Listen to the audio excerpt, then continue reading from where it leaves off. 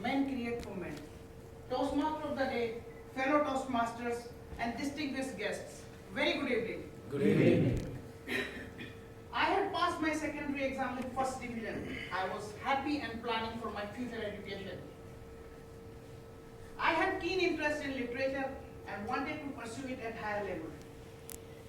It was my father who walked in and said, "Well done, my boy. I congratulate you for your remarkable success. Since you have passed your exam with first division, I want you to study medical science, as I can clearly see a doctor in you." I was surprised and thought, how can he see someone in me that I'm not aware of? I never saw a doctor in me, not even in my dreams. I thought for a moment, he must be suffering from weak eyesight. I gathered my own courage and spoke. "Dad, medical science is not my area of interest. I don't feel at ease with it. I want to study literature at higher level as it is closer to me and I believe I can give my best to it." Yes, I said all this in a single go because I knew I won't be able to say another sentence in front of him.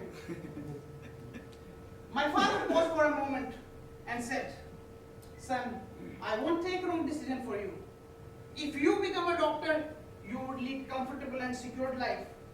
Not only this, we will earn status in the society." And he went on counting the benefits of being a doctor. I thought for a moment, under his influence, if anybody wants to unlock success in his life, doctorship is the only key to it. Ladies and gentlemen, I had to give up my beloved literature and started preparing for medical test. I applied in the test, but failed. Not only once, twice, and thrice. My father, he still did not give up his love with science. He forced me to continue my graduation with science, and I did that. Though I passed out with a reasonably good score and ended up with a clerical job. Medical science and clerical job, two different things. I always think, if I had pursued my area of interest, I would have been doing something that gives me satisfaction. I could neither become a doctor nor could pursue my area of interest.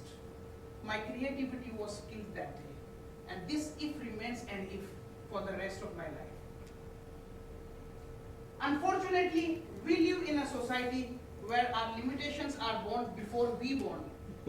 Sometimes these limitations come in the form of inequality, injustice, discriminations, and many other ways that make life suffocated. Today my focus is on the limitations of the expectations. When these limitations come in the expectations imposed by the elders, it ruined the creativity within a child and career as well, as it happened to me. Now I would like to focus on the very important aspect of the life, the marriage. And I believe every individual has a right to choose his or her life partner because he or she is going to live that life with that person. But unfortunately, this decision is again taken by the society and the others. I remember my mother calls me. She talks about my marriage. She only talks about my marriage. There is not even a single sentence of my choice in her entire conversation. The word marriage brings extra sense of responsibility everyone around you, your friends, your relatives, and the people to whom you were almost in the non-existent state before this matter comes. Everybody tries to compensate all the ignorance they have done throughout by taking extra interest in planning and fixing the marriage. If the groom is lucky enough, he is shown the photographs of the girls they have already selected. His only job is to select from this selection. And there is a famous dialogue which is always delivered. Choose the girl you want out of this selection and don't blame us in the future that we did not ask.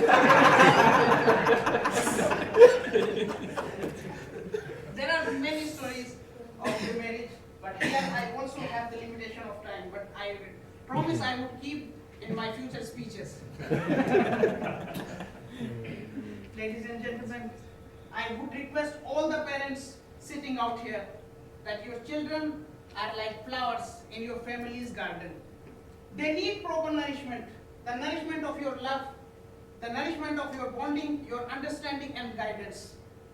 Every child has its unique talent. Guide them to make this unique talent an achievement. You may have expectation from your children. Try to connect these expectations with their talent. In the same way, when they come on the marriage age, give them full freedom to choose their life partner.